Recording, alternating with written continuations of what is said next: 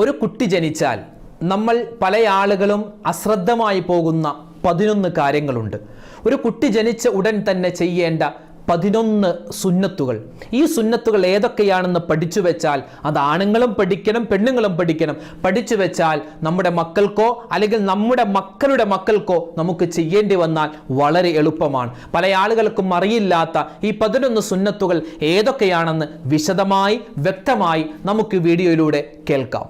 അസ്സലാമു അലൈക്കും വറഹ്മത്തുള്ളാഹി വബറകാതുഹു. ബിസ്മില്ലാ വൽഹംദുലില്ലാ അസ്സലാത്തു വസ്സലാമു അലാ റസൂലില്ലാ വഅല ആലിഹി വസ്വഹ്ബിഹി അജ്മഈൻ അമ്മാ ബഅദ്.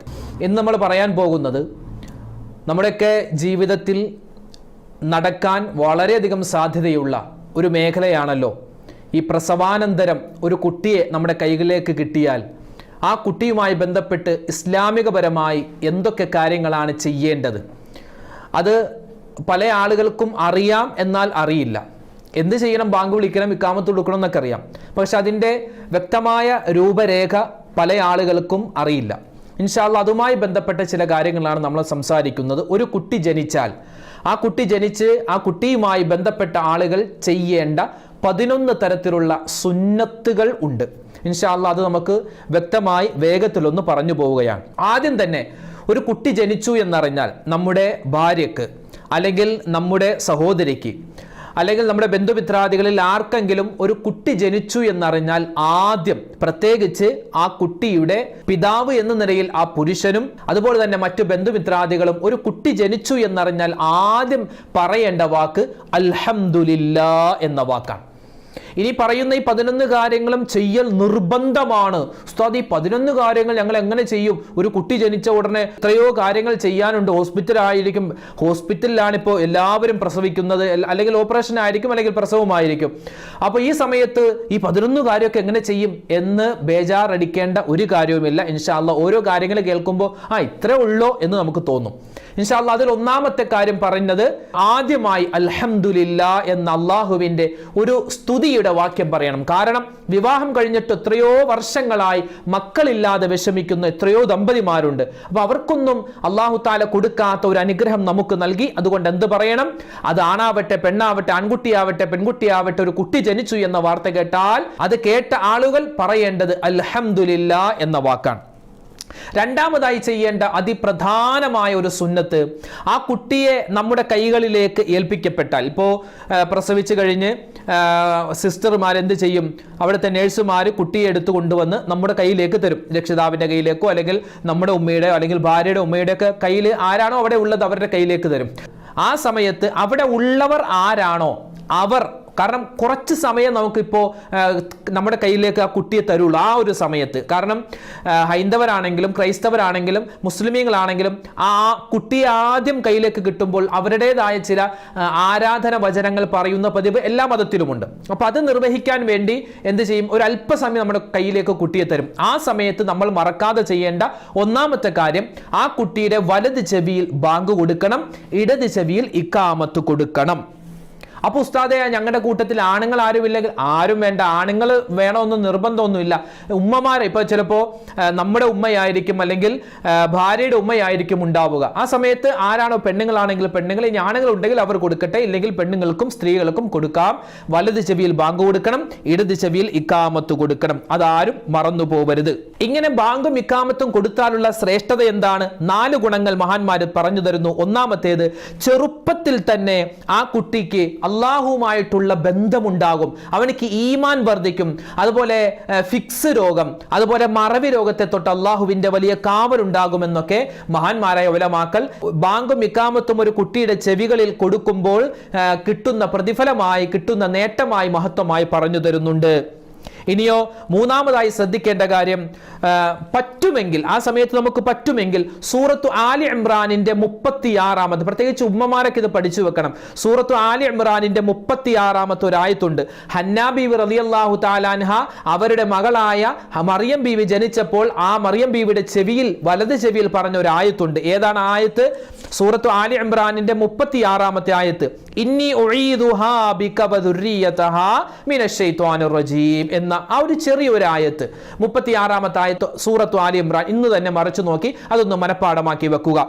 അതെന്താണ്? പിശാചിനെ തൊട്ടുള്ള കാവൽ കിട്ടാൻ ആ ആയത്ത് ആ കുട്ടിയുടെ വലത് ചെവിയിൽ ഓതൽ പ്രത്യേകം സുന്നത്താണ്. നാലാമതായി ആ കുട്ടിയുടെ വലത് ചെവിയിൽ സൂറത്തുൽ ഇഖ്ലാസ് ഓതണമെന്നാണ്. ആ കുട്ടിക്ക് ഈമാൻ വർദ്ധിക്കുമെന്നാണ്. ഈമാൻ വർദ്ധിക്കും, നല്ല കുട്ടിയായി മാറും. വലത് ചെവിയിൽ ഇഖ്ലാസ് സൂറത്ത് ഓതണം. അതുപോലെ അഞ്ചാമതായി ശ്രദ്ധിക്കേണ്ടത് വലത് ചെവിയിൽ തന്നെ സൂറത്തുൽ ഖദർ ഇന്നാ അൻസൽനാഹു ഫീ ലൈലത്തുൽ ഖദർ വമാ അദ്റാക മാ ലൈലത്തുൽ ഖദർ എന്ന് പറയുന്ന സൂറത്തുൽ ഖദർ നമ്മൾ പാരായണം ചെയ്താൽ, ഒരു കുട്ടി ജനിച്ചിട്ട് ആ കുട്ടിയുടെ വലത് ചെവിയിൽ സൂറത്തുൽ ഖദർ ഓതിയാൽ കിട്ടുന്ന പ്രതിഫലം, ആ കുട്ടി മദ്യപാനിയാവില്ല, ജീവിതത്തിൽ മദ്യം കുടിക്കില്ല, അസാൻമാർഗിക പ്രവർത്തനങ്ങളിലേക്ക് പോവില്ല, മറ്റ് അശ്ലീല പ്രവർത്തനങ്ങളിലേക്ക് പോവില്ല. ശ്രദ്ധിച്ചു വെക്കണേ, ഇന്നത്തെ കാലം വളരെ മോശമാണ്. അതുകൊണ്ട് ഈ ഒരു സുന്നത്തായ കാര്യം മറന്നു പോവണ്ട. വലത് ചെവിയിൽ ബാങ്ക് കൊടുക്കണം, ഇടത് ചെവിയിൽ ഇഖാമത്ത് കൊടുക്കണം. അതുപോലെ തന്നെ സൂറത്തു ആലി ഇമ്രാനിന്റെ 36-ാമത്തെ ആയത്തോതണം. അതുപോലെ തന്നെ വലത് ചെവിയിൽ നമ്മൾ സൂറത്തുൽ ഇഖ്ലാസ് പാരായണം ചെയ്യണം. അതുപോലെ വലത് ചെവിയിൽ സൂറത്തുൽ ഖദർ ഓതാൻ മറന്നു പോവണ്ട. പിന്നെ ആറാമതായി ചെയ്യേണ്ട ഒരു പരിപാടി പൊക്കിൽ കൊടി മുറിക്കലാണ്. അത് നമ്മൾ ചെയ്യേണ്ട, അതിപ്പോ നഴ്സുമാർ തന്നെയാണ് ചെയ്യാറ്. ഇനി ഏതെങ്കിലും ഒരു കാരണവശാൽ വീടുകളിൽ പ്രസവിച്ച് പോയാൽ അല്ലെങ്കിൽ പ്രസവം നടന്നാൽ നമ്മൾ എന്താണ്, അവിടെയുള്ള ആളുകൾക്കൊക്കെ അറിയാം, ഇതൊരു ചര്യയായി നമ്മൾ കൊണ്ടു നടക്കുന്നതാണെങ്കിലും ഒന്ന് സൂചിപ്പിക്കുന്നു എന്ന് മാത്രം. ആ കുട്ടിയുടെ പൊക്കിൾ മുതൽ ഒരു 4 വിരൽ, കുട്ടിയുടെ പൊക്കിൾ മുതൽ 4 വിരൽ കഴിഞ്ഞിട്ടാണ് മുറിക്കേണ്ടത്. 4 വിരലിന്റെ ഇപ്പുറം വെച്ച് മുറിച്ചാൽ കുട്ടിക്ക് വേദന ഉണ്ടാകും. അപ്പൊ കുട്ടിയുടെ വയറിൽ നമ്മൾ കൈവച്ചിട്ട് ഈ 4 വിരൽ കഴിഞ്ഞിട്ടായിരിക്കണം പൊക്കിൾ കൂടി മുറിക്കേണ്ടത്. ആ കാര്യം പ്രത്യേകം മനസ്സിലാക്കുക. അതുപോലെ തന്നെ ഏഴാമത്തേത് നല്ല പേര് ആ സമയത്ത് കുട്ടിയെ വിളിക്കണേ. ആൺകുട്ടിയാണെങ്കിൽ മോനെ അബ്ദുല്ലാ, അല്ലെങ്കിൽ മോനെ അബ്ദുറഹ്മാൻ, അല്ലെങ്കിൽ മോനെ മുഹമ്മദ് എന്ന് വിളിക്കൽ സുന്നത്താണ്. പെൺകുട്ടിയാണെങ്കിൽ ഫാത്തിമ എന്ന് വിളിക്കലും ആ സമയത്ത് അങ്ങനെ വിളിക്കൽ സുന്നത്താണ്. നമുക്ക് ചിലപ്പോൾ ഹോസ്പിറ്റലിൽ നിന്നും ഡിസ്ചാർജ് ആയി പുറത്തു വരുന്നതിന് മുമ്പ് ഇപ്പോഴത്തെ കാലത്ത് പേര് അവിടെ കൊടുക്കണമെന്ന് പല ഡോക്ടർമാരും അല്ലെങ്കിൽ പല ഹോസ്പിറ്റലും പറയുന്നുണ്ട്. നമുക്ക് ആ സമയത്ത് നമുക്ക് ഇഷ്ടമുള്ള പേരൊക്കെ തിരഞ്ഞെടുത്തിടാം. അപ്പോൾ നമ്മൾ ആദ്യം നമ്മുടെ കുട്ടിയെ കാണുമ്പോൾ, കുട്ടിയുടെ കയ്യിലേക്ക് കിട്ടുമ്പോൾ നമ്മൾ പേര് വിളിക്കണം. ആ പേര് ഇങ്ങനത്തെ പേരാവൽ പ്രത്യേകം സുന്നത്താണ്. എട്ടാമതായി നമ്മൾ ചെയ്യേണ്ട ഒരു സുന്നത്ത് മധുരം തൊട്ടു കൊടുക്കലാണ്. കാരക്കയോ ഈത്തപ്പഴമാണ് ഏറ്റവും ഹൈർ, ഈത്തപ്പഴം. ആ കൂട്ടത്തിൽ നിസ്കാരവും നോമ്പൊക്കെ കൃത്യമായിട്ടുള്ളതാരാണോ, അവിടുത്തെ വാപ്പയാണെങ്കിൽ വാപ്പ, അല്ലെങ്കിൽ ഉമ്മയാണെങ്കിൽ ഉമ്മ, ഭാര്യയുടെ ഉമ്മയാണെങ്കിൽ അല്ലെങ്കിൽ ഭർത്താവിന്റെ ഉമ്മയാണെങ്കിൽ അവർക്ക് നിസ്കാരമുള്ളവരാരാണോ അവർ കൊടുത്താൽ മതി. നോമ്പുള്ളവർ കൃത്യമായി ഇബാദത്ത് ചെയ്യുന്ന നല്ല സ്വാലിഹീങ്ങളായ ആരെങ്കിലും ഉണ്ടെങ്കിൽ അവര് ആ ഈത്തപ്പഴം എടുത്ത് വായിലൊന്ന് ചവച്ചിട്ട് ഒരു നീര് രൂപത്തിലാക്കിയിട്ട് അതിന്റെ വായിലൊന്ന് തൊട്ടുകൊടുക്കുക. അതും പ്രത്യേകം സുന്നത്താണ്. സ്വാലിഹീങ്ങളായ ആളുകൾ ചെയ്യണം. കാരണം ആ കുട്ടിയുടെ ആദ്യമായി വയറ്റിലേക്ക് പോകുന്ന ആ ഉമിനീര് അതൊരു സ്വാലിഹായ മനുഷ്യന്റേതാണെങ്കിൽ അവന്റെ നല്ല സ്വഭാവങ്ങൾ ആ കുട്ടിക്കുണ്ടാകുമെന്ന് നബി സല്ലല്ലാഹു അലൈഹി വസല്ലമ തങ്ങൾ പറഞ്ഞിട്ടുണ്ട്. 9ാമത്തെ സുന്നത്ത് അക്കീക്ക അറുക്കലാണ്. ഇൻഷാല്ലാ അക്കീക്കയുമായി ബന്ധപ്പെട്ട് ഒരുപാട് സംശയങ്ങൾ പല ആളുകളും ചോദിച്ചിട്ടുണ്ട്. അതിന്റെ വിശദീകരണമായി നമുക്ക് മറ്റൊരു വീഡിയോ പറയാം. ഇതിപ്പോ ഓടിച്ച് പറഞ്ഞു പോവുകയാണ്. ഒരു കുട്ടി ജനിച്ചാൽ ചെയ്യേണ്ട 9ാമത്തെ സുന്നത്തായ കാര്യം അക്കീക്ക അറുക്കലാണ്. അത് 7ാമത്തെ ദിവസം അറുക്കാം, അല്ലെങ്കിൽ 14ാമത്തെ ദിവസം, അല്ലെങ്കിൽ 21ാമത്തെ ദിവസമൊക്കെ നമുക്ക് അറുക്കാവുന്നതാണ്. അക്കീക്ക എന്ന് പറഞ്ഞാൽ ഒരു കുട്ടി ജനിച്ചാൽ ആ കുട്ടിയുടെ നല്ല ജീവിതത്തിന് വേണ്ടി, നല്ല സ്വലാഹിയത്തിന് വേണ്ടി ഒരു ആടിനെയോ ഒരു മാടിനെയോ ഒരു ഒട്ടകത്തെയോ അറുത്തു കൊടുക്കലാണ്. പല ആളുകളും ചെയ്യുന്ന ഒരു പരിപാടി എന്ന് പറഞ്ഞാൽ 1ാമത്തെ കുട്ടി ഉണ്ടാകുമ്പോൾ അറുത്തു കൊടുക്കും, 2ാമത്തെ കുട്ടിക്കോ 3ാമത്തെ കുട്ടിക്കൊന്നും ഇങ്ങനെ അറുക്കൂല, അക്കീക്ക അറുക്കൂല. അങ്ങനെയല്ല, ഓരോ കുട്ടി ഉണ്ടാകുമ്പോഴും ഓരോ കുട്ടിക്ക് വേണ്ടിയും അക്കീക്ക അറുക്കൽ പ്രത്യേകം സുന്നത്താണ്. ആൺകുട്ടിയാണെങ്കിൽ 2 ആട്, ആടിനെയാണ് നമ്മളിപ്പോൾ അക്കീക്ക അറുക്കുന്നതെങ്കിൽ ആൺകുട്ടിയാണെങ്കിൽ 2 ആട് ആവൽ നല്ലതാണ്, സുന്നത്താണ്. പെൺകുട്ടിയാണെങ്കിൽ 1 ആട് ആവലും സുന്നത്താണ്. ഇനി മാടാണെങ്കിൽ 1 മാട് മതി. പോത്തു, കാള, എരുമയൊക്കെ ആണെങ്കിൽ 1 എണ്ണം മതിയാകുന്നതാണ്. അതിന്റെ വിശദീകരണം ഇൻഷാ അല്ലാഹ് മറ്റൊരവസരത്തിൽ നമുക്ക് വിശദമായിട്ട് പറയാം. 10ാമത്തേത് മുടി കളയലാണ്. 7ാമത്തെ ദിവസം മുടി മുഴുവനും മുറിച്ച് കളയലാണ്. ആ വടിച്ച മുടി മുഴുവനും എടുത്ത് ഒന്ന് തൂക്കി നോക്കുക. തൂക്കി നോക്കുമ്പോൾ ചിലപ്പോൾ 1, 2, 3 ഒക്കെ ഗ്രാമേ എന്തെങ്കിലും ഉണ്ടാവുള്ളൂ, തൂക്കമുണ്ടാകൂ. ആ ഗ്രാമിനനുസരിച്ച് സ്വർണമോ വെള്ളിയോ മറ്റുള്ളവർക്ക് സ്വതക്കാ കൊടുക്കൽ പ്രത്യേകം സുന്നത്താണ്.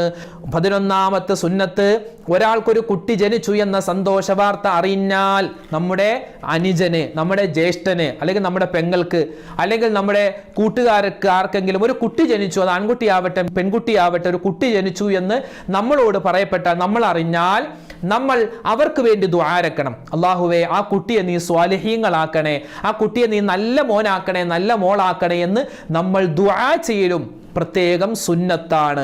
തുടങ്ങി 11 സുന്നത്തുകൾ നമ്മൾ ഇവിടെ പറഞ്ഞു കഴിഞ്ഞു. ഒരു കുട്ടി ജനിച്ചാൽ നമ്മൾ ശ്രദ്ധിക്കേണ്ട 11 കാര്യങ്ങൾ. അതിൽ പ്രധാനപ്പെട്ടത് കുട്ടിയുടെ വലത് ചെവിയിൽ ബാങ്കും ഇടത് ചെവിയിൽ ഇക്കാമത്തും. ആ ബാങ്ക് ഇക്കാമത്തൊക്കെ പഠിച്ചു വെക്കണം കേട്ടോ. കാരണം ബാങ്ക് ഇക്കാമത്തൊക്കെ ചിലപ്പോൾ ഞാൻ കൊടുക്കേണ്ടി വരില്ല, അത് ആണുങ്ങളല്ലേ കൊടുക്കേണ്ടി വരിക എന്നൊന്നും നമുക്ക് പറയാൻ പറ്റില്ല. ചിലപ്പോൾ ആ പ്രസവിക്കുന്ന സമയത്ത് ആണുങ്ങൾ അവിടെ ആരില്ലെങ്കിലും ചിലപ്പോൾ നേഴ്സുമാർ കൊണ്ടുവന്ന് ഉമ്മമാരുടെ കയ്യിലേക്കായിരിക്കും തരുക. അപ്പോൾ എൻ്റെ ഉമ്മമാരെ ബാങ്കൊക്കെ ഒന്ന് പഠിച്ചു വെച്ചോ, ഇക്കാമത്തും പഠിച്ചു വെച്ചോ. അല്ലാഹു തആല ഈ പറഞ്ഞ കാര്യങ്ങൾ നമ്മുടെ മക്കൾക്ക് വേണ്ടി ചെയ്യാനുള്ള തൗഫീഖ് അല്ലാഹു നൽകി അനുഗ്രഹിക്കുമാറാവട്ടെ. ഈ 11 കാര്യങ്ങളും പ്രത്യേകിച്ച് ബാങ്ക് ഇക്കാമത്തും ആ സൂറത്തുൽ ഖദറും അതുപോലെ സൂറത്തുൽ ഇഖ്ലാസ് ഒക്കെ ഓതി നല്ല പേര് വിളിച്ചൊക്കെ നമ്മുടെ മക്കളെ സ്വാലിഹീങ്ങളാക്കി ചെറുപ്പത്തിലെ വളർത്തിയാൽ ഇൻഷാ അല്ലാഹ് നമുക്ക് ദുനിയാവിലും നാളെ ആഖിറത്തിലും ഉപകാരപ്പെടുന്ന നല്ല മക്കളായി നമ്മുടെ മക്കൾ മാറും. അല്ലാഹു തആല അത്തരത്തിൽ നമ്മുടെ മക്കളെ സ്വാലിഹീങ്ങളും സ്വാലിഹാത്തുകളും ാക്കി വളർത്തി അനുഗ്രഹിക്കുമാറാവട്ടെ. ആമീൻ. ഒരുപാട് മുഅ്മിനീങ്ങൾ നമ്മുടെ വീഡിയോകൾക്ക് താഴെ ദുആരക്കാൻ പറഞ്ഞിട്ടുണ്ട്, ഒരുപാട് ആവശ്യങ്ങൾ പറഞ്ഞ്. അല്ലാഹു സുബ്ഹാനഹു വ തആല നമുക്കും നമ്മളോട് ദുആ കൊണ്ട് വസിയത്ത് ചെയ്തവർ, നമ്മെ സഹായിച്ചവർ, നമ്മെ ഇഷ്ടപ്പെടുന്നവർ, നാം ഇഷ്ടപ്പെടുന്നവർ, നമുക്കെല്ലാവർക്കും അല്ലാഹു തആല ദുനിയാവിലും ആഖിറത്തിലും നാളെ നമ്മളൊക്കെ മരണപ്പെട്ട് ഖബറാകുന്ന ലോകത്ത് ചെല്ലുമ്പോൾ അവിടെയും അല്ലാഹു നമുക്ക് എല്ലാവിധ സമാധാനങ്ങളും ഖൈറാത്തുകളും നൽകി അനുഗ്രഹിക്കുമാറാവട്ടെ. ഒരുപാട് പേര് ഉംറക്ക് പോകാൻ ആഗ്രഹിക്കുന്നവരുണ്ട്, ദുആരക്കാൻ പറഞ്ഞവരുണ്ട്. അല്ലാഹു തആല അവർക്കും നമുക്കുമൊക്കെ ഒരുപാട് വട്ടം ഹജ്ജും ഉംറയും സിയാറത്തൊക്കെ ചെയ്യാനുള്ള തൗഫീഖ് നൽകി അനുഗ്രഹിക്കട്ടെ. മരണപ്പെട്ടുപോയവർക്ക് അല്ലാഹു തആല മഗ്ഫിറത്ത് നൽകട്ടെ.